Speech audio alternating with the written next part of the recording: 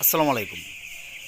এই যে ব্রয়লার মুরগির বাচ্চা দেখতে পাচ্ছেন, এখানে 2500 ব্রয়লার বাচ্চা আছে। আজকে বয়সের 6 দিন। ভিডিও করার উদ্দেশ্য হচ্ছে পানি এবং খাবারের পাতিল দেওয়ার সঠিক প্রক্রিয়া বা সিস্টেম। আপনার খামারে যত পানির পাত্র থাকবে মুরগি কিন্তু তত বেশি পানি খাবে, এবং কিছুক্ষণ পর পর মুরগির বাচ্চাকে কিন্তু নাড়ায় দিতে হয়।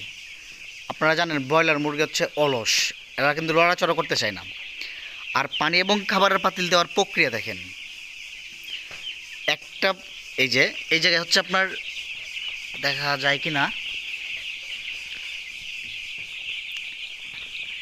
পানি এবং খাবারের পাতিলের প্রক্রিয়া দেখেন। এই যে খাবারের পাতিল, তারপর পানির পাতিল, আবার খাবারের পাতিল, এবং নির্দিষ্ট উচ্চতা দিতে হবে। কিন্তু নির্দিষ্ট উচ্চতা বলতে মুরগির ঘাড় বরাবর বা বাচ্চার ঘাড় বরাবর দিলে আপনার মানে মুরগির বাচ্চার প্যারালাইসিস হওয়ার সম্ভাবনা কিন্তু খুবই কম থাকে। অনেকে এলোমেলো পাতিল দেয়, খাবারের পাতিল পানির পাতিল ঠিকঠাক করে দেয় না, এলোমেলো হয়ে যায়। এলোমেলো দিলে কিন্তু বাচ্চাটা সঠিক প্রক্রিয়ায় পানি কিংবা খাবার গ্রহণ করতে পারে না।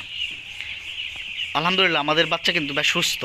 আপনারা দেখতে পাচ্ছেন মুরগির বাচ্চা কিন্তু প্রাণচঞ্চলতা আছে, এবং পানি এবং খাবার গ্রহণ করতেছে। এই যে খাবার খাচ্ছে, এটা হচ্ছে আপনার সিস্টেম। দেখেন আমাদের বাচ্চা কিন্তু 2500 বাচ্চার জন্য অনেকগুলি খাবারের পাতিল এবং অনেকগুলি পানির পাতিল দিছি। দুইটা রো ঠিক আছে, তারপরেও মাঝখানে কিন্তু আমরা পানির পাতিল এবং খাবারের পাতিল দিছি।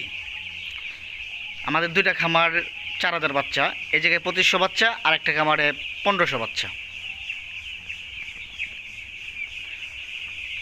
ওইটার বয়স হচ্ছে আপনার আজকে 11 দিন।